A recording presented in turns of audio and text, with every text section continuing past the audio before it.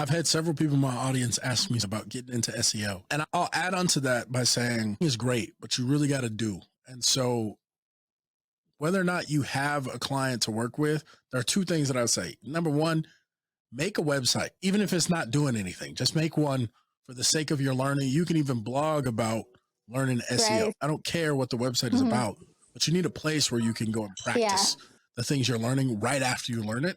There's different types of SEO. You know what I'm saying? There's SEO for social media. There's SEO for local based businesses who are trying to drive traffic into their doors. Like they have a physical location. So there's local SEO. There's YouTube SEO. There's so many different kinds. So just saying SEO in general is, I think, a little bit broad. If they know what avenue or what types of customers that they want to be servicing, then that would be able to narrow down the type of SEO that they learn. And I would say most of the folks that are watching this or listening to this probably don't know yet, because they still need to just get in and figure out like basic stuff. The easiest way to get some quick wins for SEO would be for them to, if they wanted to get some practice, start in your city, right? So whatever city you're in, find a service-based business in your city.